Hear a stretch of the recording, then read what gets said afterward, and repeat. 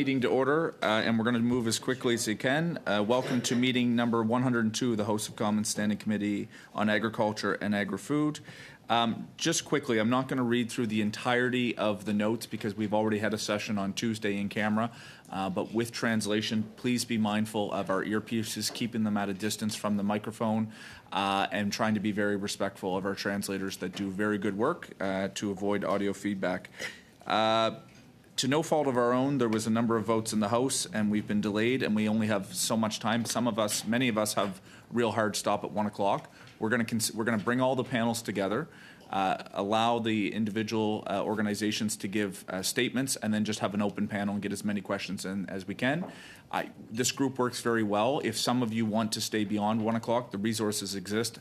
I'm just looking for a general agreement, unanimous consent, that if you do choose to want to stay and engage on questions, which I think would be good, there'll be no procedural elements, just be able to stay on that side. Go ahead, Mr. Drouin. We just got to make sure the witnesses can stay past 1 o'clock. Sure. Well, I think there's witnesses. I think for those witnesses who are able to stay past 1 o'clock, you've spent your time, come in. We want to be respectful of that.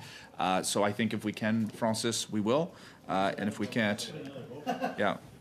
Okay. Another vote coming now here. Okay. Well, let's do unanimous consent that we will work through the bells as we always do. So I have that. Let's get the statements on. And if we have to completely redo a panel because of this, we can't control what goes on in the House, we will do so accordingly. So without any further ado, I'm going to introduce our witnesses. And again, pursuant to Standing Order 1082 and the motion adopted by the committee on Thursday, November 2nd, 2023, the committee is resuming its study on issues related to the horticulture sector. First of all, we have Marie-Yves Gabory-Bonhomme, who is the Professor of Agri-Food Economics and Consumer Sciences Department at University of Laval. Ms. Bonhomme is having trouble with her sound, so she will give an opening statement. She will not be able to interact, but you can ask questions on the record, and she will be providing written statements back.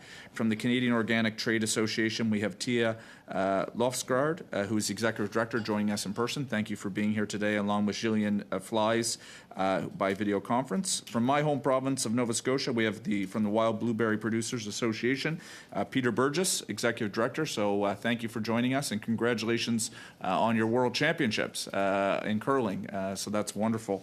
From British Columbia, we have Sukhpal Bal, the president of the British Columbia Cherry Association. We had the opportunity to meet actually last week at CPMA, so great to have you on the panel. And from the Canadian Mushroom Growers Association, Mike Medeiros and Ryan Koslag. And we also have, somewhere on my notes here, we do have Keith Curry. Oh, here we go. Canadian Agriculture Human Resource Council. No stranger to agriculture, Peggy Breckfeld. So thank you for being here today. And again, Mr. Presidente from the CFA, Mr. Keith Curry, thank you all for being here today. So we're going to get your statements on the record, colleagues. I'll walk you through the votes. We'll make sure we can utilize our time, and we'll do our best. That's all we can ever do. So I'm going to start. Ms. Bonhomme, or Gabory Bonhomme, allez-y, s'il vous plaît, 5 minutes. Ms. Gabory-Bonhomme, you have 5 minutes. Thank you very much. I hope that the sound is adequate. Ladies and gentlemen, thank you for your invitation. I am a researcher at Université Laval in Quebec, and I specialize in agricultural policy analysis. In 2021, colleagues and I began research on crop loss risk management and crop insurance. It covers all production sectors, including horticulture. We surveyed and interviewed over 500 growers, as well as 22 specialists. We also looked at what was being done in other OECD countries. I believe that some of the preliminary results will contribute to your reflections. It is in this context and as a researcher that I have accepted your invitation to be a witness. Our research reports will be published from next fall. From the outset, it should remind you that agricultural risks refer to uncontrollable events, often difficult to predict, that can adversely affect farm income, margins, and production. A risk can be assessed on the basis of 3 elements: the probability of an event occurring, the frequency with which it could happen, and the importance and duration of the effect it might have. The agricultural producers and experts interviewed in our studies consider that climate risks are having a major impact on agriculture and that their likelihood will increase in the medium to long term. Historically, the main agricultural policies were aimed at reducing market risks. Policies targeting climate climate risks such as crop insurance were often seen as secondary. Things are changing, and crop insurance is playing an increasingly important role worldwide. Its share of agricultural program spending in Canada has exploded since 2021. The United States is experiencing a similar situation. Your committee is interested in the effectiveness of insurance programs and is looking for ways to develop solutions for greater climate resilience. Here are a few ideas. Agricultural risks are managed globally on the farm. To use a metaphor, agricultural producers use a toolbox filled with several strategies, each complementary to one another. Through their decisions, farm managers can increase their resilience, prevent certain risks, avoid them, or reduce their frequency or negative effects. This can be done, for example, by diversifying production areas or markets, or by adopting certain practices such as irrigation, crop rotation, cultivar selection, improving soil health, and so on. For other risks, it's important and necessary to transfer or share them because the farm cannot face them alone. That's what insurance programs are for. Insurance programs need to be designed and implemented with a view to encourage business resilience. In other words, the design and operation of these programs should encourage companies to diversify their risk management strategies, develop their toolbox, be well supported and advised, and innovate in their practices. In our studies, business support emerged as a major factor influencing on-farm risk management. This support appears particularly important in a context where around half of the producers we interviewed rated their level of knowledge of climate risks as average. That said, certain practices, such as the use of synthetic pesticides, cannot be encouraged, even if they are perceived as useful for managing the risk of crop losses. These practices have negative effects on human health and the environment. Insurance programs should instead encourage alternative practices to synthetic pesticides, integrated pest management, and more generally, practices that benefit water and soil quality, ecosystems, biodiversity, and the reduction of greenhouse gases. Our studies have also made me aware that yield losses are a source of stress and concern, even anxiety in the agricultural world. The connections between mental health and insurance programs need to be strengthened. In this way, agricultural producers with mental health issues can be directed to the services they need. In short, innovation and creativity are needed to ensure that insurance programs are designed to protect businesses against climate risks and to encourage their resilience and their interest in adopting practices that benefit the environment and health. I won't be able to answer your questions directly due to our connection issue, but I will submit answers in written format. Thank you very much. Thank you, Ms. Gaboury-Bonhomme. Now on to the Canada Organic Trade Association. Ms. Losgard. 5 minutes. Good morning, Mr. Chair and members of the Standing Committee of Agriculture and Agri-Food. Thank you for inviting the Canada Organic Trade Association to present today. The challenges faced by farmers are similar, regardless of the method of production, yet we need to consider all possible approaches due to new climate realities. The whole system approach of organic production means that sustainability is automatically built into this way of farming. The internationally acclaimed of organically produced goods, attributed to their sustainable cultivation methods, designates them as premium products. The organic fruit and vegetable category accounts for nearly 25% of all organic sales, holding a 6.6% market share. Production is highest in Ontario, followed by Quebec and then BC. These numbers may seem small, but organic has been outpacing conventional growth. 2/3 of Canadians purchase organic products weekly, and the market is expected to triple in the next 10 years, according to recent SPINS data. Despite being the 5th largest organic consuming nation globally, only 3% of Canadian farms hold organic certification, presenting a substantial opportunity for expansion. Canada's distinct lack of a policy framework for organic agriculture sets it apart as the sole agricultural nation without such a directive. In ongoing dialogues that we've been having, we've been actively engaging with members of Parliament soliciting political support for the formulation of an organic action plan for Canada. The regulated nature of the organic sector, coupled with trade agreements involving 35 countries, underscores its global presence. However, without explicit policy directives, support mechanisms, and an overarching framework for organic growth, Canada faces a risk to its competitiveness. The US and the European Union, with significant investments and growth plans in their policy directives, present a formidable challenge for Canada's standing in the absence of a comparable approach.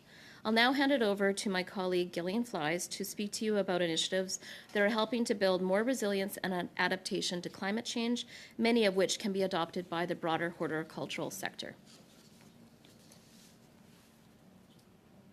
Oh, you're just on mute, Ms. Flies. There you go.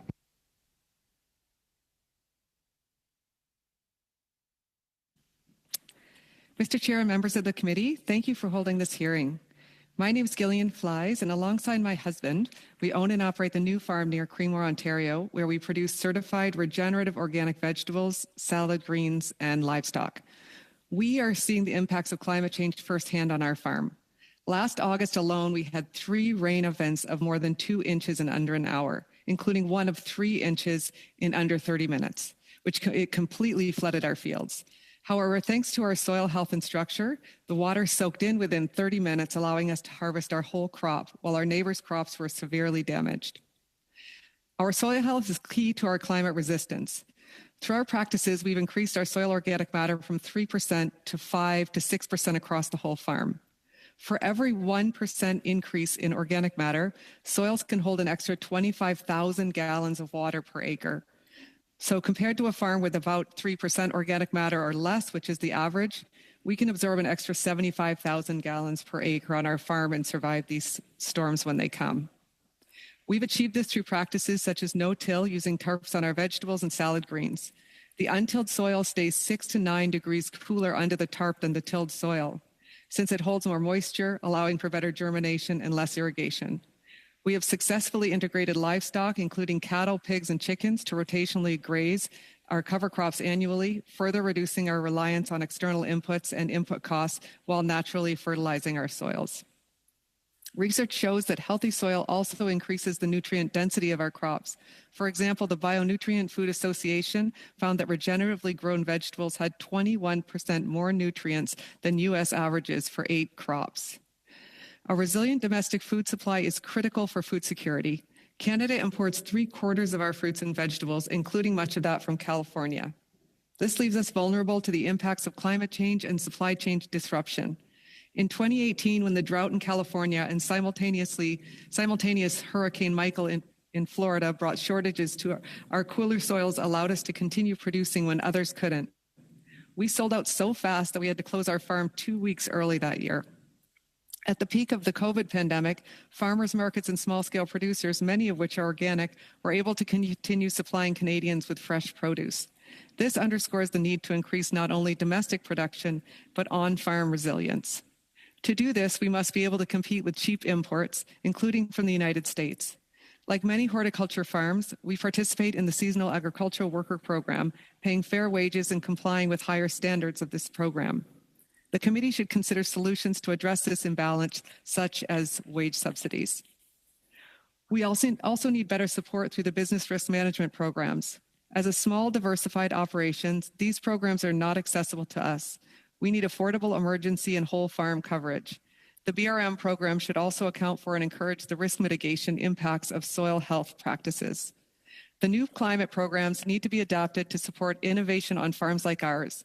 We've not been able to access programs like the On-Farm Climate Action Fund, despite demonstrating practices that are adopted widely across the agricultural sector. Ms. Flies, unfortunately, we're at time. I even gave about an extra 40 seconds, but if you just want to wrap up with any brief comment, please. Thank you. Yeah, okay. What we're asking, what you can do is increase access to education, provide financial support, especially during the transition period, and building demand to ensure market access for our products. As we enter a period of global crisis, farmers need to be recognized and supported as an emergency service. The time to invest in the infrastructure to rebuild resilient farms and local food systems is now, while we still have time. Thank you very much. We'll now turn to Mr. Burgess from the Wild Blueberry Association of Nova Scotia. Over to you.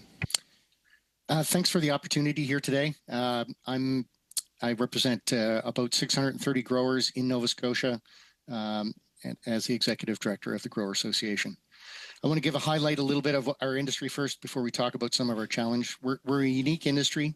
Wild blueberries are only grown commercially in the state of Maine, province of Quebec, New Brunswick, Prince Edward Island, and Nova Scotia throughout the world. That's where our blueberries are grown. That the bulk of our crop is cleaned and frozen, individually cooked frozen within 24 hours of harvest. And this fruit is shipped around the world, mainly into the ingredient market. Think yogurts and jams and so on. Nova Scotia in particular is around 15% of the total wild blueberry industry, but the largest processor, Oxford Frozen Foods, is based out of Nova Scotia. It's an extremely unique crop as the fields are not planted, but naturally occurring stands of plants that have evolved in our climate and our ecosystems are managed by our farmers. This means there's an abundance of plant biodiversity within every field. Farmers don't breed or select varieties. They manage the existing stands that have developed over hundreds and thousands of years. It's a long-term perennial crop with some of existing fields currently that have been in production for over 70 years.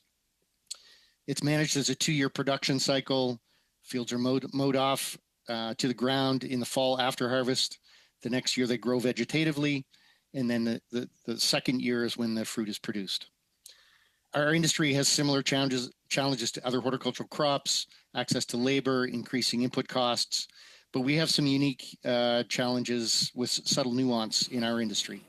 We compete on a world market against highbush blueberry, which is grown year-round in multiple countries around the world, and of course other fruit. Increases in highbush blueberry or European bilberry production can affect our market price here at home. The nature of our crop doesn't allow for some common on-farm adjustments like crop rotation because we are a long-term perennial crop. And as a matter of fact, we've run into climate change issues that are impacting us. Spring frost, exposed winters with low snow cover, excessive summer rains, and periodic droughts have all impacted production in the last 10 years. So support for climate change adaptation is a strong priority for our industry and something we greatly encourage.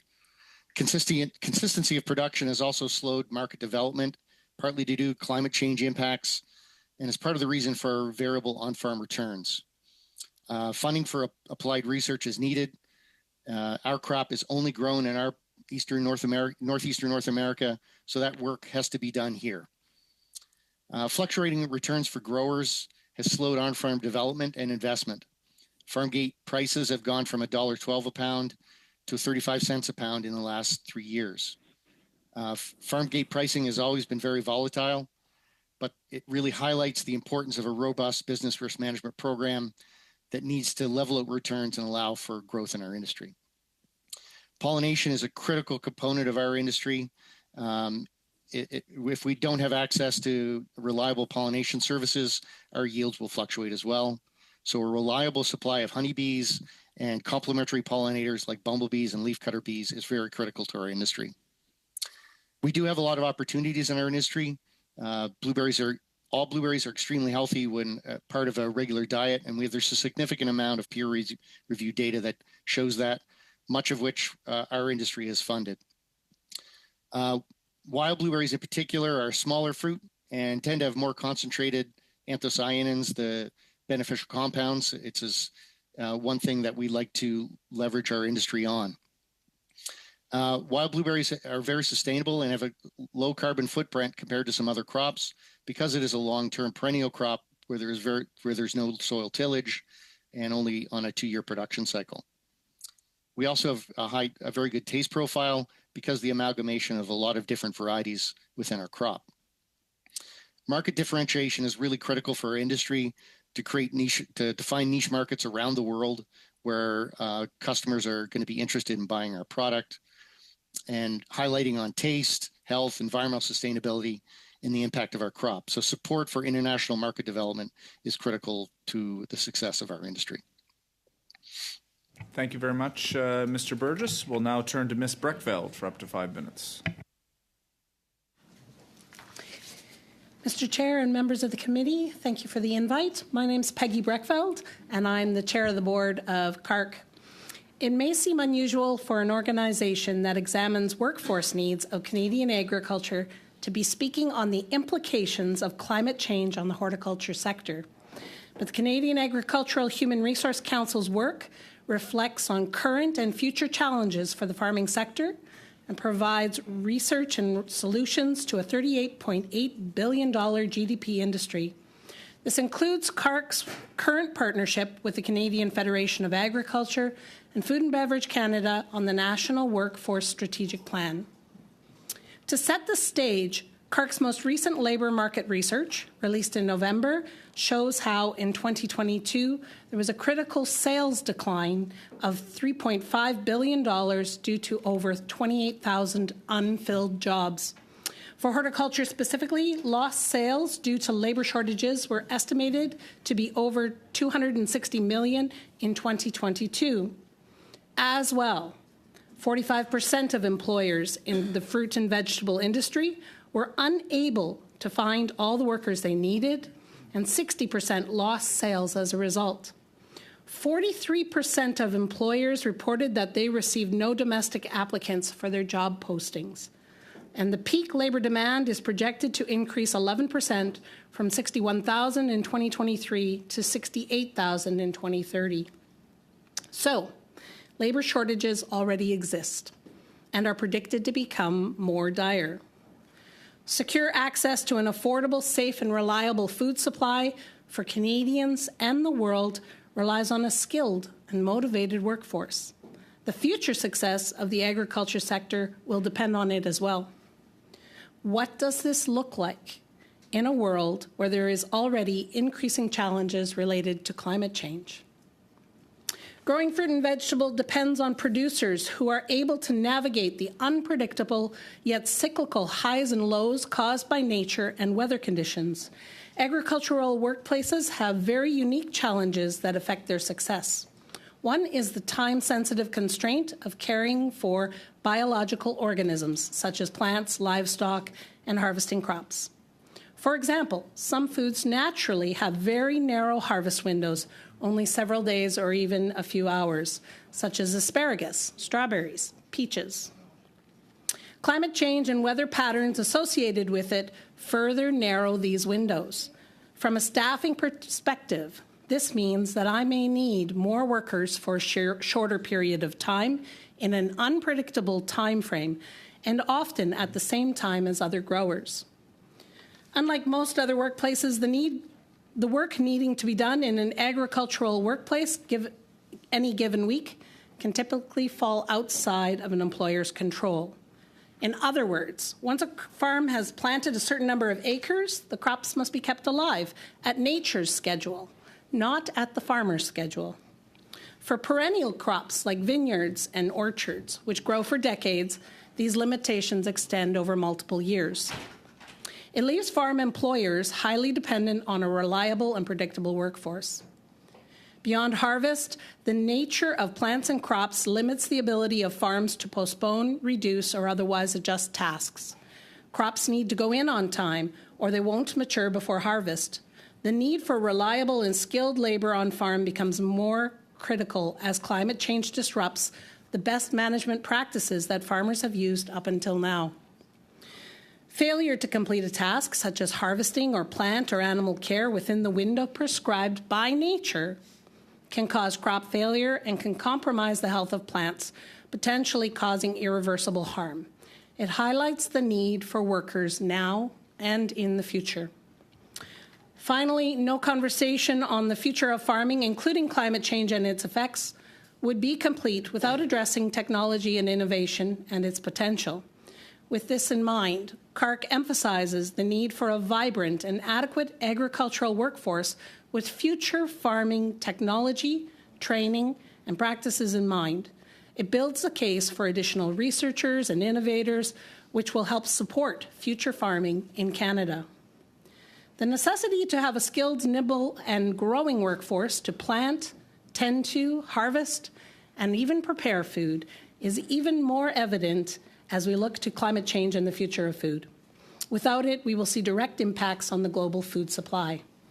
CARC research, tools, resources, and training supports horticulture employers in their ability to plan human resource needs so that they can ensure that they have the workforce ready to go to bring food to your table. Thank you very much, Ms. Breckfeld. We'll move right to the Canadian Federation of Agriculture, either Mr. Curry or Mr. Bell. Thank you, Mr. Chair, and to the committee for having us here today. We appreciate the time. And as most of you know, I'm Keith Curry, President of the Canadian Federation of Agriculture, and I'll be sharing my time today, as you mentioned, with Sukhpal Bal, who's a farmer in the Okanagan Valley. The environment, both figuratively and literally, within which farmers operate has changed dramatically over the past several years. An increasing number of extreme weather events are having a direct impact on Canadian producers, and our risk management programs must adapt to this changing risk climate. For example, rather than focusing our disaster relief programming on helping producers recover from the extraordinary costs that they must take on to recover from disasters, we should be looking to create risk management programs that are more focused on providing timely support and with a clear focus on mitigating future impacts. That is why, at a high level, the CFA has been advocating for an immediate review of Canada's agricultural disaster framework to ensure farmers have the support needed to manage extreme weather volatility, while identifying immediate measures that can mitigate and prevent impacts from future such events. Our horticulture sector carries unique risks and costs that are being further compounded by the impacts of climate change. For example, the current suite of BRM programs was not designed to support the diversity of crops grown in the horticulture sector, some 150 different crops. Nor were they designed to compensate producers for the high input costs, the high perishability of many horticulture crops, nor the production cycle, which can see multiple different crops grown in a single season. The terms and conditions of Canada's current suite of risk management programs were negotiated as part of the Sustainable Canadian Agricultural Partnership, a $3.5 billion 5-year FPT agreement that runs until March of 2028. We can't wait another 4 years for the renewal of this partnership before addressing the gaps in Canada's risk management programs. We have to act now to fill the gap in our risk management framework. That is why we're calling for a focused engagement with stakeholders and FPT governments to immediately establish a relief program to ensure that family farms receive the critical and timely support they need in time of crisis. If we want producers across Canada to become effective partners in the fight against climate change, we need to ensure we have their backs when climate-related events destroy their harvest, crops, and or livelihood. Thanks for the time, and I'm now going to turn over to my colleague, Sukhpal. Thank you for the opportunity to present before the committee today. My name is Sukhpal Bal, and I'm a fourth-generation farmer from Kelowna, BC, and president of BC Cherry Association. Farmers understand that risk is part of our business. However, what we've seen here in BC, and specifically in the Okanagan Valley since 2020, is something different. 2020, we experienced extensive damage from a polar vortex. 2021, we were hit with a heat dome that raised temperatures up to 47 degrees Celsius. That same fall in the Fraser Valley, we witnessed the atmospheric river event that was widely advertised and displayed on the news across Canada. 2022 had a lasting effect from the heat dome. Buds that were developing on the tree were damaged from that intense heat the year before. 2023, a polar vortex greatly damaged the crops and even killed trees. Now, 2024, yet again, another polar vortex saw temperatures go from +5 to -30 in a matter of days. On a personal note, our farm has lost our entire crop this year due to the freeze event. For those of you keeping count, yes, we are in our 5th consecutive year dealing with extreme events. Farmers do participate in the crop insurance programs. However, when faced with multiple consecutive extreme climate events, the current programs fail to meet the necessary levels of support. In light of my firsthand experience with these extreme weather events, I am confident in stating that we are missing a program within the BRM suite to adequately manage the risk. We need to make sure farms remain financially viable when they're faced with these extreme events. Agri-Recovery is the current disaster program. However, in its current design, it does not address the disaster we are facing. I would also like to make the committee aware that I sit as a BC rep on the National Programs Advisory Committee, NPAC. and I am concerned with the approach that the program's branch is taking with climate. To simply explain it, the focus at that level is what can farmers do to improve the climate, as opposed to protecting farmers from what is happening in the environment. Extreme climate is without a doubt the biggest threat to horticulture today. Rising costs of production, labor, depressed market prices are all major concerns. However, in my opinion, if we do not solve or help farmers with this extreme climate crisis, farmers will not be around to have to deal with any of those other problems. Thank you, and I'd be happy to take questions and look forward to discussing some of the comments that I've made. Thank you. Thank you very much, Mr. Ball. Colleagues, you can see the clock quickly coming down. I wanted to take the least amount of time possible. So we are going to suspend. With your permission, I think we want to be respectful to our witnesses. We don't need to suspend for 2 minutes or for 10 minutes. I think once we're confident everyone has their vote in, if this committee is of the view, I think it should be as minimal impact as possible. Are we okay with that? Okay, I'm not seeing any issue. I'm going to just suspend to our witnesses so we can vote, and we'll be back with you shortly.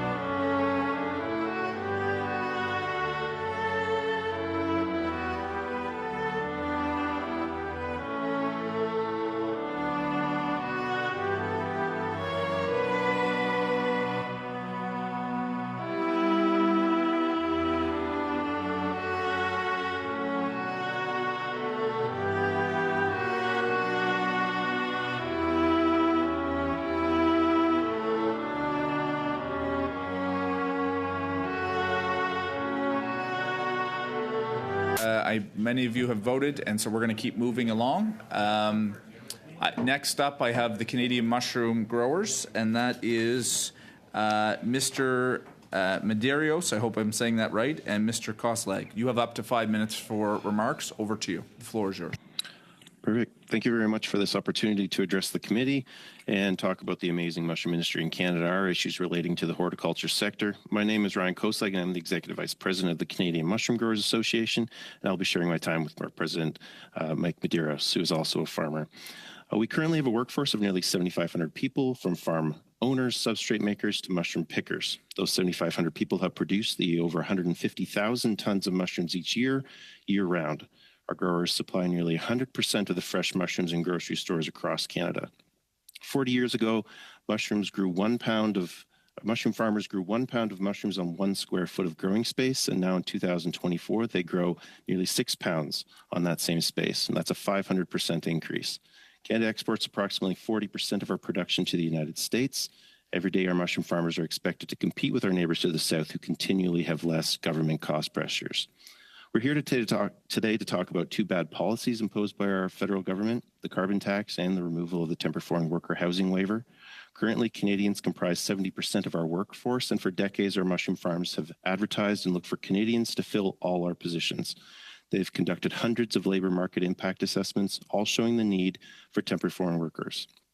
I say the word temporarily only because that's the name of the program.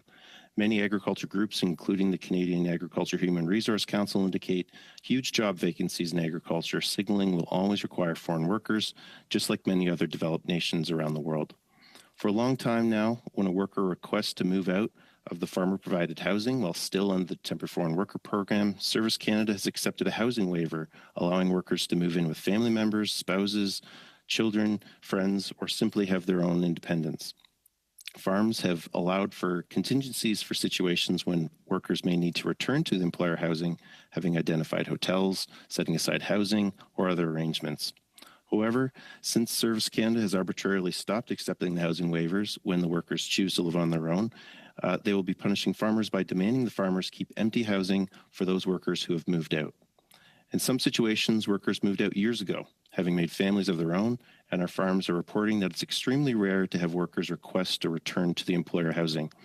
The farmers' cost to this policy change will be enormous. This impacts all the year-round employers, such as mushrooms, pork, cattle, poultry, dairy, and greenhouses, who use the temporary foreign worker agricultural stream. We're talking about hundreds of empty houses, or hundreds of empty rooms, hundreds of empty beds for people who may never use them. We have an industry-wide survey out right now, and with our preliminary data indicating the need for up to 1,000 empty houses. Now I'll pass it to our President, Mike Medeiros, to talk about the carbon tax. Thank you for the opportunity to talk here.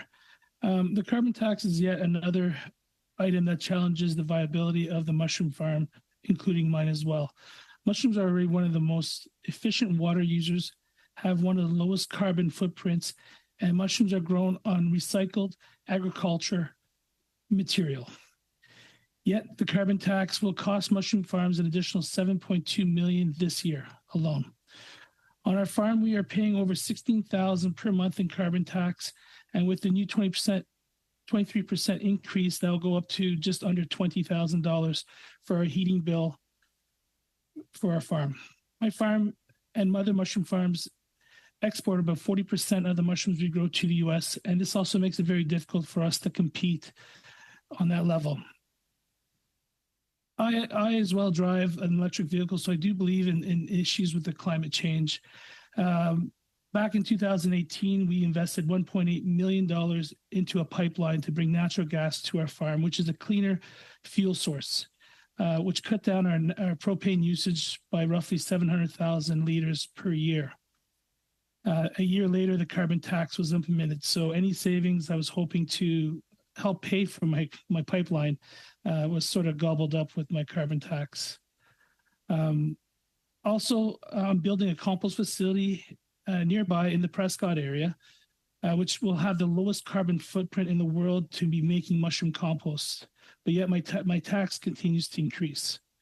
At the end of the day, the data is showing that the carbon tax will not reduce emissions for mushrooms, as they already have the most advanced technology and there are no alternative options at the moment.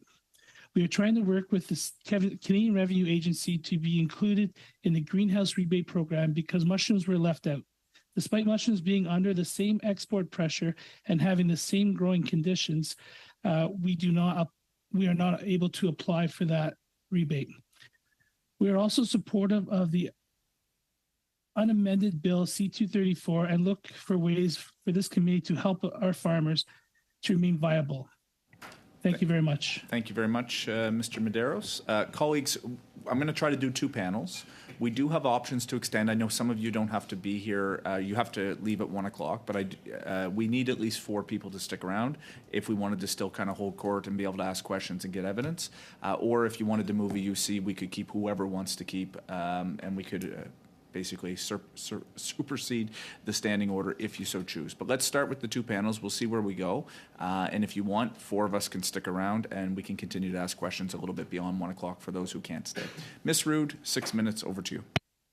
Thank you, Chair. Thank you, witnesses, for being with us today. Thank you, witnesses, for being with us today. We've heard some very interesting testimony that's actually alarming today. And something that I've been asking a lot of witnesses is with regard to the P2 plastics ban that the NDP Liberal government has tried to implement. And I've heard from the organics folks today that you actually grow 25% of your organics, I believe was the figure you gave today, is in fruits and vegetables. And from the mushroom growers as well, you're exporting 40% of the mushrooms grown in Canada. So I'm just curious, perhaps we'll start with the mushroom growers. How does the P2 plastics ban, how is that going to affect mushroom growers? Because we know that mushrooms do come in packaging that's plastic right now, and you're exporting to other countries. So could you give us an idea of how that might affect you? So we are using recyclable PET already, which is allowed after that ban. Plus, we also are looking at cardboard as a substitute. So we are doing trials right now to utilize cardboard for our tills. Years ago, actually, all our packaging was cardboard, but then as consumers asked for smaller packaging, that's when we transitioned into the recyclable PET. But we are looking at also trying to implement the cardboard, so we are doing tests for that. But right now, with margins the way they are, they're sort of non-existent in our industry at the moment. So it's really tough to implement these extra costs on the cardboard. Because the retailers do not want to pay more for mushrooms, and the consumers, I believe the price of mushrooms in the stores right now, the consumers are at their, I guess that's all they want to pay for it, because at the moment we've noticed consumption going down about 10 to 15%. So we don't want prices to increase. So we've been absorbing the food inflation at the moment. But we are working on changing to cardboard. Thank you. And you mentioned that consumption's already down, and we've heard from a Deloitte report that by banning plastics right now, it could increase healthcare costs by over $1 billion per year because of lower fresh produce consumption. I'm just wondering if the Organic Association has any comment on that and what you're doing already to mitigate, or is there an impact on you with this ban right now? Were you consulted? So yes, it hasn't been a major point of discussion within the organic sector so far, but I would say that the Sustainable Food Trade Association formed to actually find packaging solutions before the ban ever existed, because it is of interest to ensure that we've got sustainability throughout all organic products. Gillian, did you want to speak any more to the plastic ban as well? I can only speak from the point of view of our farm. We use reusable, returnable packaging on our farm, and we also use recyclable plastic bags when we need them for salad out of Quebec. And yeah, I don't know. We have tried to work with retailers as well around salad, and it's really hard to get anything but a clear plastic clamshell on the shelf for salad. So we use EcoStar 100% recycled, made with Coke bottles, but we're doing our best. Thank you. And Mr. Curry, this week we actually heard a scathing report from the Auditor General that said that the government did not consult with stakeholders prior to establishing the fertilizer emissions reduction target. And so I'm just curious, was your organization consulted prior to the government establishing the P2 plastics ban on fresh produce? So did the CFA have any input into what was published in the planning notice, or were you only afforded the 30 days window for consultation after the fact? So we didn't get a lot of heads up on that announcement. Certainly, we've been working very closely with the Canadian Produce CPMA on this issue, really trying to figure out what the problem is we're trying to solve here, because the amount of plastic we're talking about is so small, yet the impact is so huge. And really what it means is it's going to be a lot of waste product. It's going to be a lot of potentially not having imports coming in because they won't, the importers won't adhere to the plastic regulation. So, you know, really all we ask for in any issue is let's have the conversation to see what the impact on the ground is so that we can go forward collectively and make the right decision. So. Thank you. Now to the mushroom growers, you mentioned that you paid $16,000 per month in carbon tax, and that the mushroom farming industry pays $7.2 million. And we've heard the NDP Liberal government claim that you get more back in rebates than you spend. So I'm just wondering, is that your experience? And have you heard from anyone who's gotten more back, or do you believe they're spreading a false narrative by making this claim? Well, I know from my farm and other farms I've talked to, we don't get any carbon tax back whatsoever. We just basically keep paying it, and we don't see anything for it. We're not getting any credits for the work that we're already doing for carbon sequestration. So it's sort of a little frustrating on that point. Mr. Curry, have you heard of anybody getting more money back than what they're paying for carbon tax? No, not at this point. And we have to understand that agriculture producers are large users of all products, all inputs, including energy. So when we use a lot, especially when we live in a northern climate where we require a lot of heat, large volumes of propane and natural gas in particular are used. So I don't think the government has any intention of rebating the amount of carbon tax that we're paying, much to what Mr. Medeiros just alluded to. We're going to leave it at that. Thank you so much. Mr. Lewis, up to 6 minutes. Thank you, Chair. Thank you to all the witnesses here in person and also here online. It's a bunch of experts here, and I really appreciate the time. I would focus on Ms. Lofsgaard from the Canada Organic Trade Association. In my riding of Kitchener-Conestoga, I've got 49 organic farms and businesses, so I'm aware of the impact it has on our community, promoting soil health, biodiversity, helping risk for water pollution, minimizing chemical runoffs. The benefits are there. But at the same time, we're hearing from all of our witnesses about floods, droughts, extreme weather, climate crisis, terms like that we haven't heard years ago, the heat dome, polar vortex, atmospheric rivers. All these losses due to climate change. And I believe you or someone mentioned this is a big source of concern and stress for farmers. Because profit margins are so slim, farmers are feeling pressures to use every inch of land that they can grow on. And I've heard about farmers ripping up fence rows or drying out wetlands to use that for planting or removing bush lots. But as you know, those are measures that can actually help with sustainability and resilience against severe weather. So what kind of incentives would you like to see to help reward farmers to preserve those beneficial lands for fence rows or wetlands and bush lots? It is a time, I think, to invest in things proactively and make sure that we are not working on remediation, that we're working on mitigation. This is the time for investment. We've seen the U.S. government invest over $300 million, and I've had many discussions with the USDA National Organic Program saying, why? Why are you doing that? And they said, because it costs us less.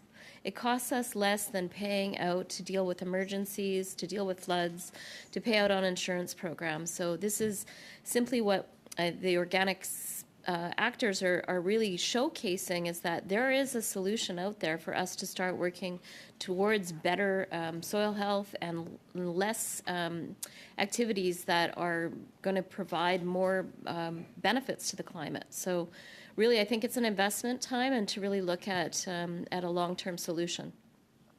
I'd like to think that we can do both at the same time, right? Absolutely. We have to work on resilience and work on sustainability. But is there a way of quantifying, like, the cost of climate inaction? how can we quantify that? What would that be? When you're saying, you know, the cost of not doing anything, what could that cost our farmers? We're hearing about these disasters. I think what we need to do is look at the payouts that have happened on BRM programs in the last couple of years. We really need to look at agriculture with a true cost accounting lens to really understand that what small investments could have a good return on our investments. So I think if we start looking and tracking what's happening in regards to the constant payouts that are going to farmers in order to mitigate the effects of climate change. Also, many farmers are changing over to organic right now anyhow because of the high cost of inputs and making sure that it's profitable for them to continue farming. That's encouraging to hear for a number of reasons I mentioned off the top. People that are switching to organic now, are they getting the same levels of support? Can they get the same levels of support as people who have already been doing organic practices for years? I've heard from some organic farmers saying, we're not getting the supports. There are new programs that we don't qualify for because we've already been doing this. So how can we recommend steps to reward people for practices that they've already been doing that are beneficial? I'll let Gillian respond to this one, but I will say that we are one of the administrators of the On-Farm Climate Change Action Fund, and that is one of the programs that is discriminatory against organic farmers, but I'll let Gillian speak to it. Yeah, I'd like to speak about off-CAF in particular. The issue there is that if you have already been implementing the practice, which you would be as an organic farmer, you can't get paid to implement the practice, right? I think that's what you're talking about.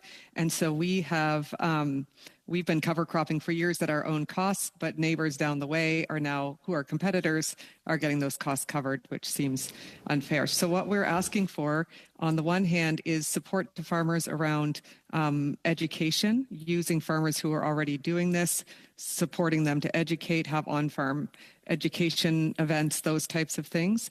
But on the grander scale, we need more organic farmers. So covering transition support for those organic curious farmers as they come across, because there is a period of about 3 years that is really tough for them when they make the transition. Right. I don't think one should be at the expense of the other. I think if someone is willing to transition to organic farming, we need to support them. But at the same time, what you're saying is for those who've already been doing that, it would be encouraging to support them as well for taking those steps. Maybe I can continue asking you, Ms. Fly, with about the minute I have left. You mentioned about only 3% of farms have organic certification.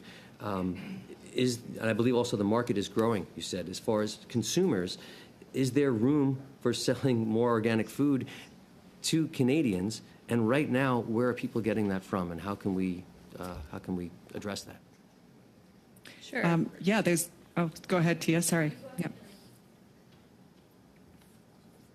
Go ahead, Gillian. Go ahead, Tia. Okay. I just want to say. Standoff. Okay, I'll go first. So I would say that there is a major opportunity. We import carrots. We import potatoes. We can be growing these things on our own. There's such an opportunity. So we really need to look at the areas where we're bringing in, non-climate friendly foods because an organic demand is there. We really should be looking at the products that we can produce on our own and putting the supports in place so that there's a financial return, not only to the farmers, but also a return to the soil and our soil health. Perfect. We're going to leave it at that. Monsieur Parent, allez-y, s'il vous plaît. Mr. Perron, the mic is yours. The floor is yours, rather.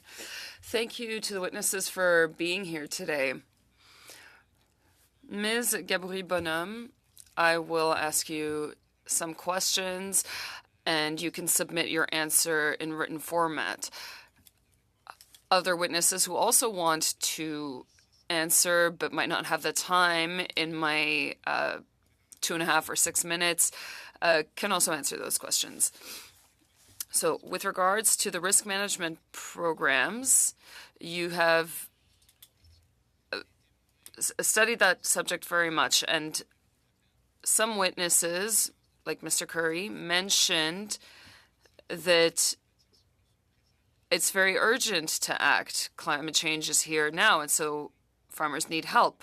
Other witnesses have suggested a temporary agri-disaster program. We've also had the recommendation that we should, review the programs that are currently in place. I want to know your thoughts. Then with regards to environmental practices, witnesses tell us that prevention is cheaper and we must improve soil resilience. I appreciated Ms. Fly's comments on that. We encourage a decentralized form of funding that would allow producers who are also entrepreneurs to receive some sort of agri-investment fund. We recognize that there is environmental innovation, and this money is available and would allow for future innovations, perhaps in 2 years and 5 years, and that can be recognized and also rewarded.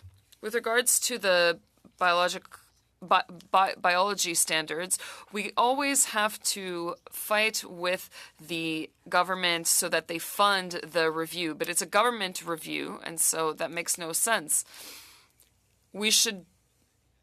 I would like to hear your thoughts on that as well. I would also like your thoughts on the access to various programs. I believe Ms. Ms. Lofsgaard said that there are good practices that are encouraged, but they're organic farmers, so they already do these things. So we have to acknowledge that as well. I touched on decentralization of funds earlier, but we should also acknowledge the farmers that have been organic farmers for 20, 25 years. And then there is standardization. How do we improve our system so that our local farmers have a fair environment to work in? We're talking about various things here. When a manufacturer of, whether it's of pesticides, changes their recipe, the certification time in Canada is very long. This kind of standardization with Europe and the United States can be problematic, and I'd like to hear your thoughts. And then obviously there is the workforce issue. So we have a system and we use temporary foreign workers. I'd like to know your thoughts. I know that's a lot of questions, but they're important questions. We talked about agri-disaster earlier. Maybe it should be more flexible and then agri-recovery. The Quebec government is the one that asked for it in November, and we still have no answer. The producers need those funds now in order to get back on their feet, and still no answer. So these thoughts are for all of our witnesses. I'll turn to Mr. Curry. I'd like to hear your thoughts on what I've just said. Well, first I'll start off with a shameful plug. There's a certain bill known as C-359 that could go through the House that would certainly expedite access to lots of inputs and tools much more quickly. Certainly the government can take a holistic view at that and how we expedite access to the tools that we need going forward to get them in the farmers' hands quicker. Certainly one of the biggest things that we're dealing with is the lack of flexibility within our BRM programming. Their focus or the way they're set up now is more broadacre cropping and more predictable climate cropping. And realistically, can we give our provinces, for example, more say in how those programs look on a more regional basis, because we are dealing with different aspects of climate, soils, weather right across the country, and a one-size-fits-all just can't work. So how do we improve the programs so that more people can get access? For sure, certainly more people can get access, including the horticulture sector, which really has been left out of the whole BRM discussion, more or less, as far as accessibility goes. The other aspect to a lot of this that a few have touched on, and certainly I live very close to where Ms. Flies lives in her farming operation, and they're doing a wonderful job on their operation. And really what we need to do is we need to start with the soil. everything that we do starts with the soil, and how do we make sure the soil is as good as it can possibly be. As farmers, we grow plants. That's what we do. It doesn't matter whether you're a livestock farmer, a crop farmer, or a horticulture producer, we grow plants. So we need the proper, correct, right soil all the time. So what are the tools that we can do going forward? Whether it's sustainable ag strategy and tools within that potential option, or whether the government can come up with ways that we can award early adopters, as you just heard people talking about not being awarded for early adopters, award them, but also continue to award people who switch to a better practice or a different practice. Because I don't want to make the assumption that people aren't farming smartly. My operation at home, part of it is certified organic and part of it is not. But it doesn't mean I don't farm sustainable in both pieces of my operation. It's just different. So I think we need to make sure that we recognize that, and then we put the tools in the farmer's hands going forward to make sure that everyone has access to those tools, especially the business risk management aspect. Thank you, Mr. Curry. Thank you, Mr. Parent. So, colleagues, couple things. First of all, you noticed Mr. Parent asking questions of Ms. Gabory-Bonhomme. I just need a majority that her written answers, when she can provide them, can be appended to today's written evidence. I know that's not going to be an issue for you folks. You also notice that we're going to be just over 1 o'clock, a little bit. I think, and some of you have to go, and I know you worry about procedural elements, so I would just move that I'm asking for your permission that we could continue with whomever can stay beyond 1 o'clock. As your chair, I'll make sure nothing goes out of sorts, and those who can stay beyond 1, great. Those who have to go, will go. And I'm happy to continue to, I have a few questions. Mr. Drouin, maybe I would like to, as the chair, get to ask some questions too. Sure, just to make sure if all members agree and are bowing heads saying there's not going to be funny business if we're gone, then... It's impossible anyways, because if we don't have quorum, basically it's a minimum of 4, but I'm asking for consent that even if we only had 2 or 3 here, we'll still continue to allow to ask questions so that our witnesses can have their best utilization of their time. So I'm seeing no issue with that, and I'll make sure that I handle it accordingly. Go ahead, Mr. McGregor, up for 6 minutes. Thank you very much, Mr. Chair, and I'd like to thank all of our witnesses for being here today. Ms. Lofsgaard, I'd like to start with you. I've worked with your organization on a motion, and you have a petition that's to the Government of Canada. You've recognized all of the beneficial practices that organic farmers practice.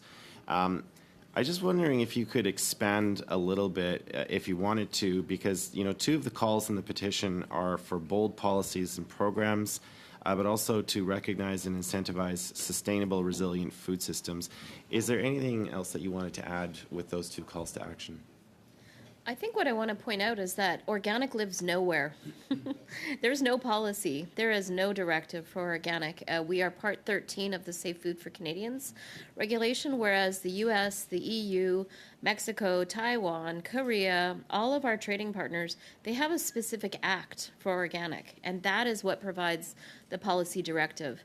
This is where we're really speaking to Agriculture Canada and our supportive MPs about Canada needs to get to the place where we have our own act so that there is, we remove the barriers that currently exist, because we are consistently running up to roadblocks when we're asking for a move in this or a move in that, or there's too many legal barriers because organic doesn't have any carve-out policy directive.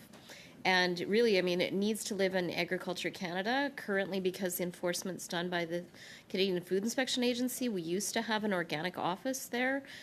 We no longer have an organic office specifically within CFIA, but there's no organic office anywhere within the Government of Canada. So that is really our ask, is to get us sort of acknowledging that we're losing ground, and we are the 5th largest organic nation right now. Combined with the United States, we're 50% of market demand, but we need to get the policy directive in place for us to continue to be a leader.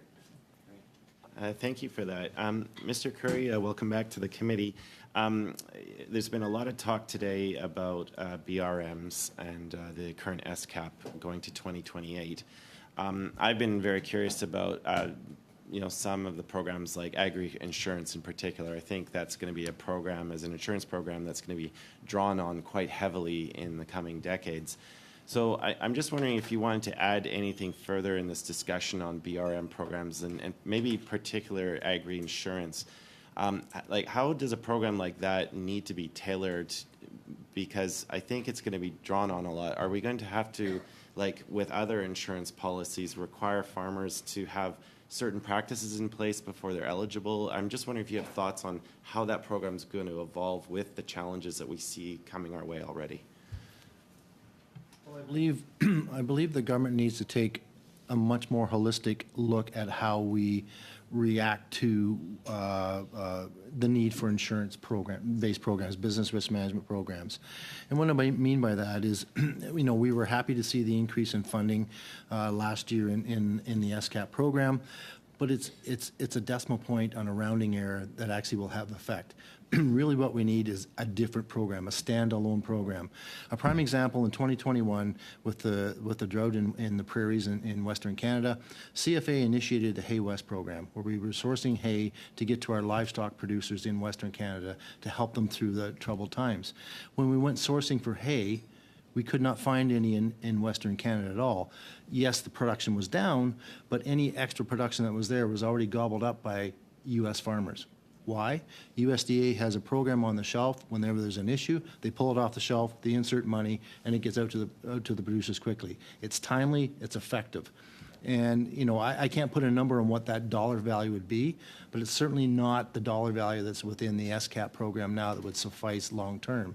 And part of those dollars are, as we've talked around the table here today, is about putting in preventative measures in place to offset the tremendous costs that happen when an event occurs. If we can mitigate those costs, then the cleanup is a lot less. So it's got to be a long-term vision on how we do this. It just can't be a one-off program or a short-term program. It's got to be conversations with the people on the ground, the farmers, the farm community, the governments across the country, and how do we get that done?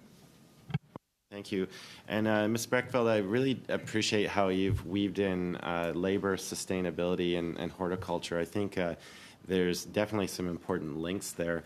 I've had conversations with organizations like UFCW, with the Dean's Council, who are trying to, churn out graduates with those technical skills and with the innovation.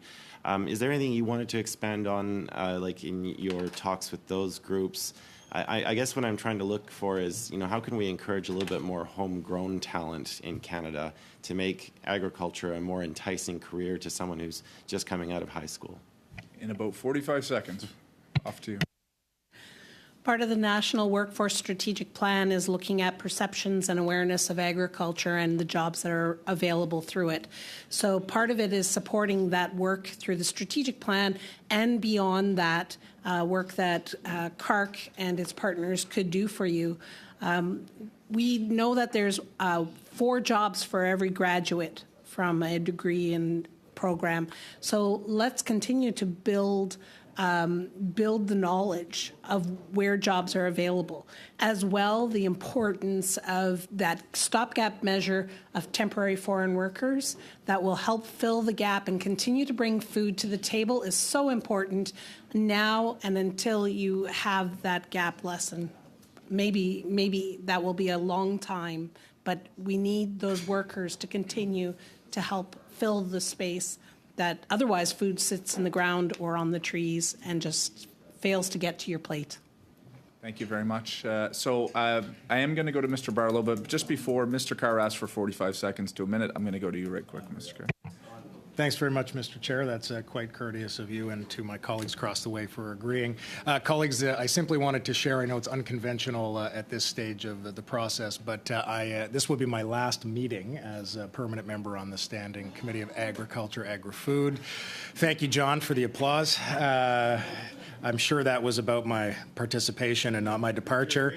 I will be moving on to the House Committee on Procedure and House Affairs, but I've genuinely have enjoyed a deep degree of collaboration, seeing as I was elected relatively recently. It was a very nice opportunity to sit on this committee with all of you and work in such a collegial and collaborative manner. So truly on a personal level, I'm appreciative of the relationships that have been built, on the goodwill that I hope will carry forward, perhaps to PROC, perhaps not. But nonetheless, thank you, Mr. Chair, for your service here and for your time. And I'll look forward, of course, to crossing paths with everybody in the chamber and beyond, but I did want to take the opportunity on the record while we were here to express my gratitude. Thank you. Bravo. Good luck. Thank you, Mr. Kerr, and best of luck in your future parliamentary journeys on other committees. Mr. Barlow, over to you for up to 5 minutes. Thanks, Mr. Chair. I want to clarify to Ms. Lofsgaard before. You had mentioned that more and more farmers are going to organic, but in the document that you presented to this committee some time ago asking for some support and some recommendations you wanted the government, the Organic Trade Association said that organic operators fell for the first time in 2022 by 3.8%.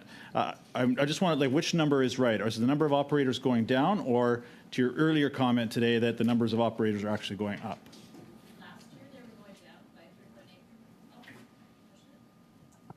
Last year they were going down 3.8%. We're just tallying the numbers for 2023 right now, and it looks like it's going in that direction. That is going up again.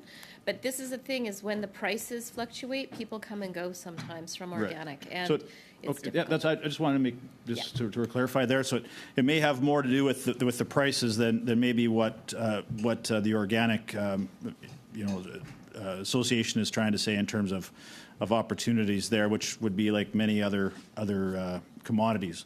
I wanted to ask to Ms. Beckfeld, you were talking about labor. The small business minister, Boissonneau, had hinted earlier this week that the temporary foreign worker cap may go down to 10%. They are saying that primary agriculture may not be included in that drop to 10%, but agriculture processing and manufacturing and food production would go down to that 10%. Can you comment what the impact would be to the supply chain for produce growers if they did not have access to plants that were actually operating? Could you maybe comment on what impact that 10% cap would have on your industry? Certainly. We actually saw this when, I believe it was Del Monte, but there was a peach canner in the Niagara area that closed. And when that was gone, most of the peach trees stopped being peach trees. A few went into fresh pick, but most of it was gone. And that is the consequence of less processing in this country. The importance of workers, not just in the planting, tending, and harvest, but also in the processing, making it so that it's ready and available on your plate, is also critical. So any ability for those placements that currently go to processing, that they would continue, will be appreciated. Thank you, Ms. Beckfeld. I'd like to pass the rest of my time over to Mr. Lehoux. Merci, Monsieur le Président. Question pour... Thank you, Mr. Chair. I have a question for Mr. Curry. We have talked about this many times and in previous meetings as well. We've talked about the risk management programs. Along with your colleague from British Columbia, I'd like to hear, well, actually, I would like you to submit in written format the recommendations that the Canadian Federation of Agriculture would like to make to this committee so that we can include them in our final recommendations. You said from the outset that you were not consulted, or rather, you were consulted at the very end of the process.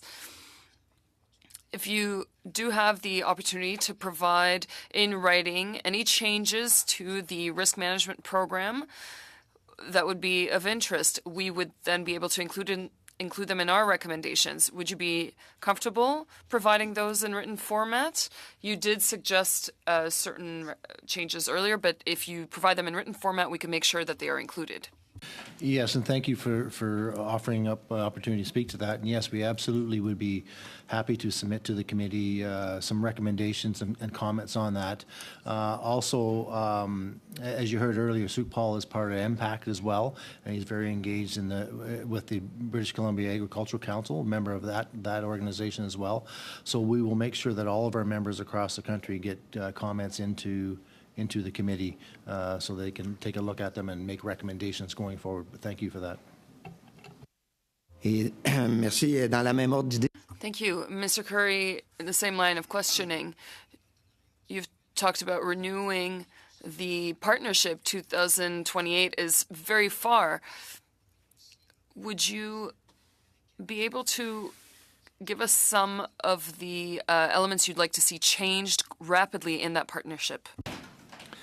Well, I mean, certainly that partnership is not an easy one to come up with because you're dealing with provincial and federal ministers of agriculture in different regions. So coming to consensus on that at times can be difficult. But I think if the provinces are allowed to have a little more flexibility, they have some now, but more flexibility on how they implement risk management programs within their jurisdictions, that would, excuse me, that would make it much more effective regionally. These programs would be much more effective regionally, and they can start to include different sectors of the industry that aren't already included in some of this programming. So I think that's a first step. But we also have to talk, as I mentioned earlier, about programs that are outside of SCAP. Standalone programs for severe climate issues that happen so that we can respond to them quickly, but also separate packages that lead to mitigation of those impacts going forward. I think that's a different conversation than what's within the SCAP program.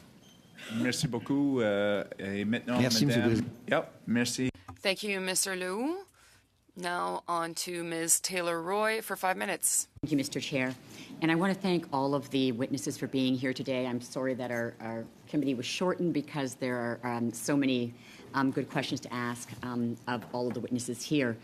But I would like to address my initial questions, at least, to Ms. Lofsgaard and Ms. Flies regarding organic farming. And from what you've been describing and talking about, it seems like the organic sector has a lot of potential, that it's addressing numerous of the issues that we are facing in terms of local sustainable food, perhaps even workforce with the diverse crops and soil health, which is also very positive. And I'm just wondering if you can comment on the profitability of organic farms or the stability of organic farms versus others, because my understanding is that you use far fewer inputs that you have to purchase on the open market, like, for example, when fertilizer prices went up so high. So I was just wondering if you could comment on that, Ms. Lofsgaard. Start, and then I'll pass it over to Gillian. So I'll just quote the census statistics, and that 63% of organic farmers are earning over 100% or 100,000, versus 44% of non-organic farmers.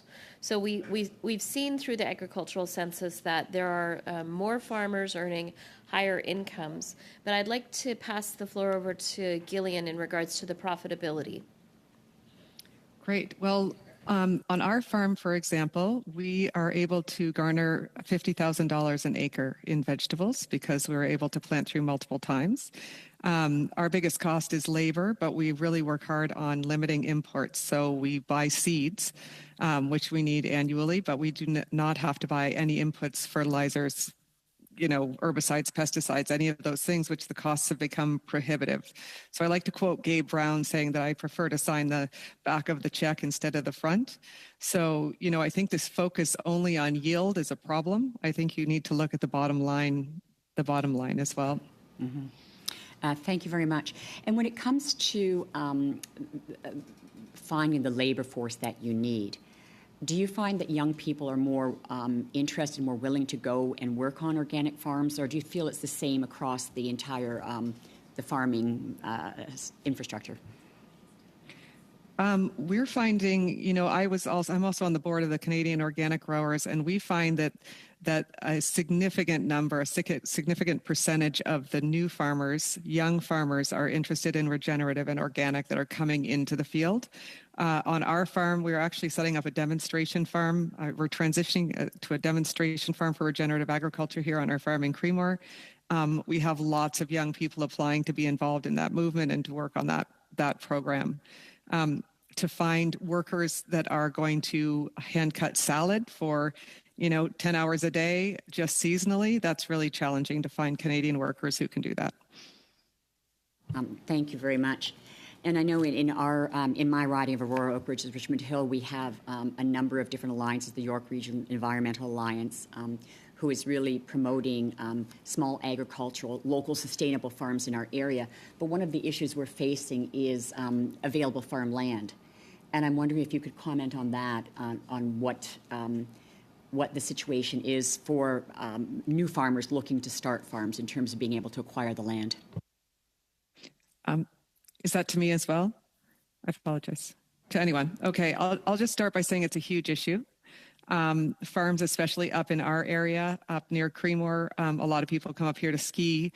We could sell our farm tomorrow and make almost as much money as we are farming. So it's really challenging, but I know there are some unique models where people are setting up agricultural condos where they are able to put multiple farmers with sort of shared infrastructure on 100-acre farms. That's happening up in Owen Sound. I can follow up with you. There's a woman who's doing that. They bought 400-acre farms, and they have 8 farmers that are now tenanting that. So there is room for that, but it is really prohibitive to people entering. Great, thank you. I know we have a motion that wants to look at preserving farmland across the country because of food sustainability and food security, which is obviously a national interest. My grandfather's farm was actually in Owen Sound, so when you mentioned that, I have fond memories of going up there, so I think that's a great idea. I know my time is almost up, so the last thing I wanted to ask is Ms. Lofsgaard, whether you could perhaps submit to the committee your thoughts on what the policy directive might be, like what you're looking for more specifically in terms of our government setting up a separate directive for the organic sector, because I think with all of the benefits, both on soil health, on the environment, and also on sustainability and attracting more people to farm, that it would be really an interesting initiative. So we have been working for the last 2 years as an alliance between the 3 national associations, consulting with all the provinces and all stakeholders to create the foundation of an organic action plan. In there's 4 pillars, but the big focus that we want to focus on is production supports, because without producers, we have no market, and without a market, we have no producers. So those are the 2 areas that we're really highlighting. We'll be putting forth a budget submission for this year's federal budget. Really hope to have the support, and we will continue to work with our political makers as well as Agriculture Canada to make sure that we find the right solutions. There's only so much that industry can do without having that policy framework. We've run into the barriers, and now we're at the place where we need to ask for actual regulatory changes or a full-on act. Thank you very much. I think my time is up. Yep, it is. We'll go to Monsieur Parent. I'm going to give you 5 minutes. We have till 1:30. I know if the witnesses absolutely have to leave, but we want to utilize your time. You're here. So I'm going to go to Monsieur Parent. I'm then going to take some time, and if any of our final colleagues who have time, I know some of you will have to leave, we'll then open the floor to just an open format, basically. Okay. But go ahead. Allez-y, Monsieur Parent. Merci. On to you, Mr. Perron. Thank you, Mr. Chair. I'd like to come back to what I was saying earlier. Witnesses can always submit the information that they want to in written format because our time is very limited. Ms. Breckfeld, I'd like to talk to you about labor. It is your specialty. We often talk about temporary foreign workers and the administrative hoops they have to jump through.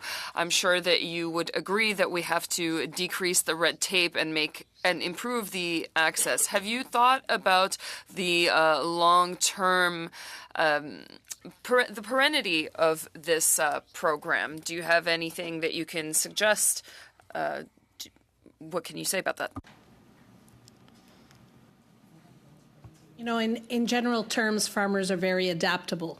Whether it's dealing with weather, climate change, etc., we're constantly trying to adjust.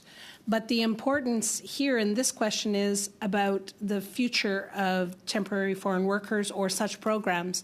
In that, I also think that the most important thing you could do for farmers is give them stability in a program in a world where often we don't have stability because of things like climate change. If we understand the rules as farmers on what we need to do in order to bring people in order to help them have a very good life here in Canada, you will make it easier. Constant change in the rules is extremely difficult for farmers to adjust to. And we saw this in COVID. Farmers struggled in order to constantly flex to ensure the safety of their people. We did it. We worked hard to ensure the safety, but we also saw it was extremely stressful for the employers. The second thing I'll say is that long-term, through the National Workforce Strategic Plan, we are looking at different pillars and ways to ensure that there is a workforce forever going forward for farmers. That includes possibly foreign workers. It includes improving the knowledge and awareness of farm jobs to Canadians and domestic labor. It includes that technology and innovation as well. Je m'excuse de vous interrompre. Sorry to cut you off, but don't hesitate to send us those recommendations point by point in written format so we might include them in our report. Before our time runs up, I'd like to turn to Ms. Lofsgaard and Flies. Your testimony was very interesting. You answered some of the questions you heard the questions rather that I asked to Ms. Gaboury-Bonhomme earlier. I'd like to hear your thoughts. Yes, so I do want to highlight that the organic standards funding is a constant pain for us. We have every 5 years. It's mandatory in order for our trade agreements with those 35 other nations to be renewed. And if we do not have the funding, they do not get renewed, and trade halts for international exports as well as imports. So we can't highlight enough how important it is for us to get full permanent funding. There's been 2 recommendations from the Standing Committee of Agriculture over the years. We still do not have permanent funding. We still have to fundraise a portion of that funding. We do appreciate the Canadian General Standards Board's costs have been covered, but there's another $200,000 at least that needs to be covered by industry, and we have to fundraise that by 2025. So that is one comment that I'll make. I love that you've brought up the idea of a fair work environment as part of the standards process that we're in right now. I'm leading a working group on fairness. So it ties into the concept of labor and making sure that we are going to have a workforce for the future. And it really is something that is part of the organic principles. We have 4 organic principles: healthcare, ecology, and fairness. When we became regulated in 2009 by the federal government, we dropped all the discussion around fairness. It's time to bring that back because we need to motivate the workforce to be able to continue to farm organically. Parfait. En tout cas, n'hésitez pas. Thank you. Don't hesitate to send us these specific recommendations, especially if you have any more. I can send you the list of questions that I asked earlier in case you don't remember them. And my 5 minutes are up. It's a very short 5 minutes. Thank you very much, Monsieur Parent. I'm going to take the podium, so to speak, for a few minutes. I'm going to start, Mr. Burgess. Unfortunately, with the double panel, you haven't had a whole lot of opportunity to build upon your initial statements. And as a proud Nova Scotian, wearing a Nova Scotia tartan tie, we know that wild blueberries matter not only in our province, but as you mentioned, in Eastern Canada, and the export value is significant. I know you export around the world. You talked about a number of things, but if this committee had to subscribe to 1 or 2 key recommendations, what are the 1 or 2 things that we need to get into this report that matters to the Wild Blueberry Association in Nova Scotia to make sure that you guys can continue to find success? Sure. Yeah. Thanks for the opportunity. Yeah, there's a lot of talk. Building resiliency in our fields is important. Several other panelists here have mentioned that, and that does help with drought situations and excessive rain and so on. Things and growers see the benefit of those, but when margins are tight, it's hard for them to invest in that. So I think incentives to help build things like hedgerows, pollinator habitat around our fields would really help stabilize some consistency of production. But to that end, we've seen extreme weather that those adjustments won't affect. When we in 2018 we had -7 weather for 12 hours in the middle of bloom, and that's kills your bloom immediately. So, things like that, our adaptations aren't going to have an impact on. So having opportunities to help with disaster relief would be very critical. Timely disaster relief would be very critical. Talk to me about the Pest Management Center. I know you and I have had conversations offline before. That is a minor use pesticide and alternative types of pesticide public research that takes place. I know they had a recent conference. I think you were part of it. How important is that programming to the Wild Blueberry Association, not just in Nova Scotia, but in Canada? It's very critical. It's important to have tools, and realizing our markets around the world are certainly looking for softer pest management tools. Having resources there to register those new products that are effective and safe is very critical to make sure we're on an even playing field, but also to make sure we have effective products that will control the pests that do occur. Last thing I want to ask, and I do have a couple other questions to other witnesses, but on research, you mentioned the unique nature of how essentially regionalized the industry is in Eastern Canada and the climate. Is there any federal research dollars at this point going towards the industry? I know that many groups will talk about some of the challenges of raising that industry funding, but is there any federal resources, and where are the provinces at on this? Is this something that they're willing to partner with as well? So, we do invest a lot of money in our own applied research. It can be challenging to access federal dollars to work on a regional basis. There are examples, certainly through MyTax and NSERC and so on, where research is happening through provincial researchers and universities in our region. But it is important. If the research doesn't happen in our region, it doesn't happen. Because this is where the crop grows. So it's having a regional focus, or having that regional focus of federal dollars would be very helpful. There is some that is happening, but like I said, we need to have the work done here. Last on pollinators. You mentioned pollinators. You mentioned their importance. We did study, and some of the recommendations from this committee was to have CFIA re-examine its policy, particularly around cross-border with queen bees from California and other areas in the United States. Is there anything in particular of a recommendation that you want to highlight for pollinators, or just more highlighting the importance of their necessity in your industry? They are critical for our industry, and I think any decision that obviously needs to be in consultation with the beekeepers across Canada,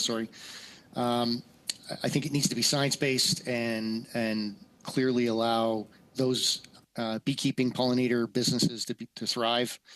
But honeybees are the base industry for pollination for us, and having a consistent supply of honeybees is critical for our success.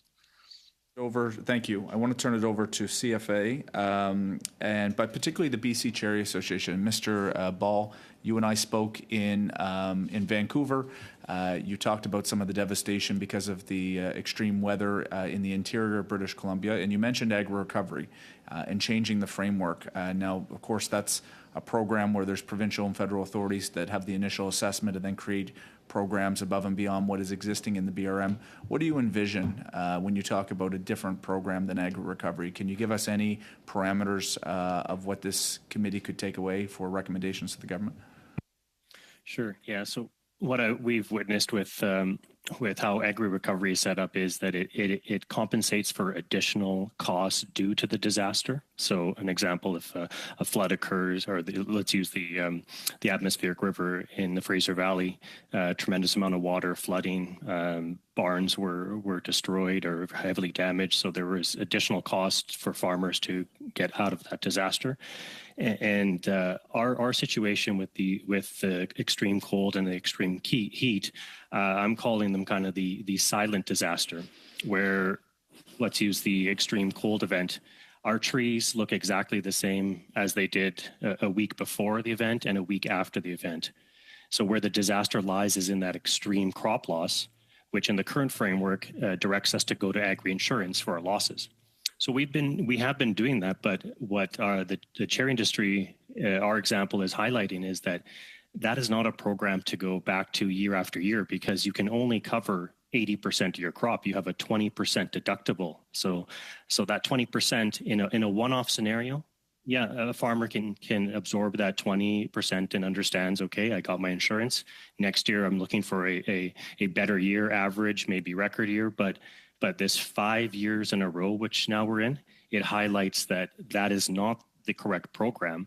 So where I'm talking about a program is that somewhere lies between the agri insurance, agri stability, and then on the far end is the agri recovery in between.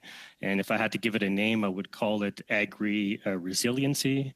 And within that, monetary compensation for extreme losses so farmers remain viable. But at the same time, assessing what has caused that loss and provide funds for BMPs. So if it was extreme heat, shade covers potentially could mitigate that in the future and open that up for farmers to invest in. Because yes, we as it was mentioned by one of the panelists, farmers are very adaptive. We do, and the Cherry Association is already looking for options, but we can't do this alone, and it needs to be supported with some government intervention to help us. Okay, I'm going to go to the mushroom folks. You mentioned housing.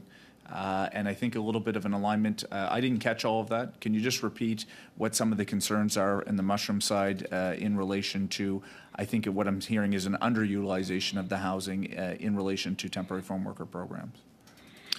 Yeah, and thanks very much for the question. And I'll also point out that the mushroom industry is all organic. We either are organic or we're certified organic. So we're an industry who's actually always been around with organic beliefs, and certainly we feel as though we're an industry that could use more support. And we've had recommendations on the temporary foreign worker program. Our issue right now is essentially there has been a fundamental change in the program. You know, there's always been a housing waiver allowance for those individuals who wanted to go and find their own housing, live with their spouse, live with their family members. And so now there's been a fundamental shift and change in policy arbitrarily that now even if a worker chooses to live on their own, farmers must provide an empty space at all times. So that means we need to find empty beds, empty houses, empty apartments, just so that we can continue to be approved under the temporary foreign worker program. So we mentioned about needing to provide more stability. That is a huge instability for our labor issues in trying to harvest organic mushrooms. Okay, so I understand. So notwithstanding the existing policy that was where foreign workers could basically have a waiver to say, I'm going to live in a different situation, but thank you for the opportunity if I needed it. Now it has to always be an open unit. Okay, I can appreciate the concern there. Last is to Ms. Breckfeld. Around the agricultural labor strategy. This is something the government has talked about. I know there's some consideration right now by ESDC around the number of foreign worker programs that we have, trying to find ways to consolidate. I take notice the government has introduced the recognized employer pilot, which I think is, if we can make sure end users are utilizing that program, can be a way to reduce administrative burden. How are those conversations going? What can you share on the record here about that work and how we need to further advance it? I think the most critical thing to remember is that gap is still widening of the number of workers that we need and the number of workers that we have. And so the necessity of the program in the agriculture sector is so critical. Even with the temporary foreign workers coming in and filling some of the unfilled jobs, we still see a gap. 28,000 is too many jobs open, and with that comes a loss of income. So the biggest stressor, I'd say, is whether planting, tending, harvesting, or processing food, those workers coming from other places are so critical. Outside of that, I think this conversation about building up our domestic workforce, I think that's important, but it's going to take a very long time. And so in the meantime, Canada has this ability. It's one of 7 places in the world that actually can produce more food than they need. So why wouldn't we use that resource, use that industry, use that asset in this country to build a better Canada and to feed the world? Okay. Thank you, Mr. Curry. I don't have any questions for you, but thank you for your leadership within the sector and to the Canadian Organic Trade Council. I don't have any questions. We have about 3 or 4 minutes, Ms. Rood. If you'd like to have any final thoughts on the record or questions, I'll turn it over to you, and then I'll gently tell you when we're at time, and we'll go on our way. Thank you.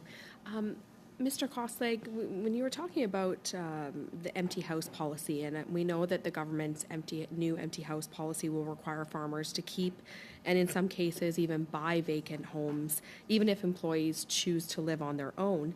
Has there been an analysis of how many empty houses farmers will be forced to keep or buy across Canada?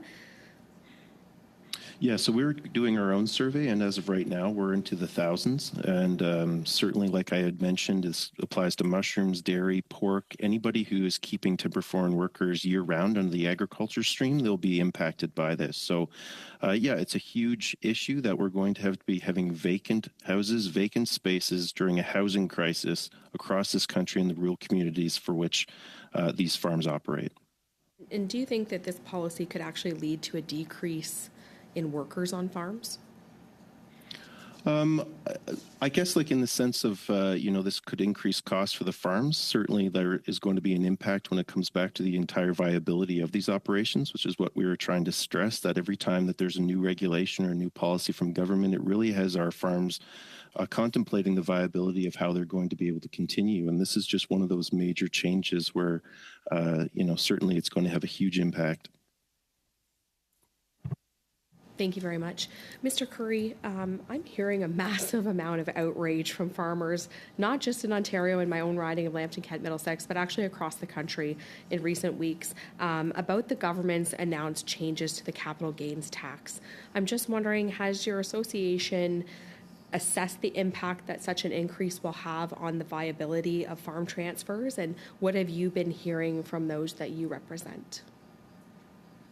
Well, we're certainly, like you, hearing a lot of questions, and we are looking into it right now. We haven't done a full assessment on what the total impact will be, but certainly, what does that mean for transition, succession planning? That's the biggest concern that we're seeing with this announcement. Is it going to affect that succession planning aspect going forward? And that's really what we're concerned about. And I'll just end it by saying something that was triggered when MP Taylor Day was speaking about the preservation of farmland, and whether it's tax credits or whether it's any policies that are made. If you can't save the farmer, what are you saving the farmland for?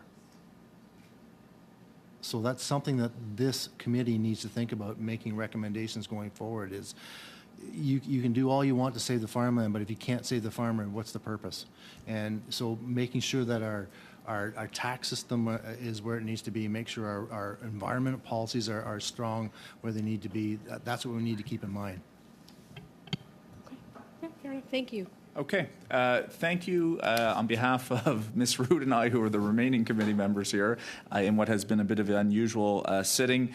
But I think we made it work, and we were able to make sure your time was recognized and contributed. So to all the witnesses for your testimony, to your work in agriculture, I want to say thank you very much. We're going to adjourn the meeting, and thank you for our contribution to our study. Meeting adjourned.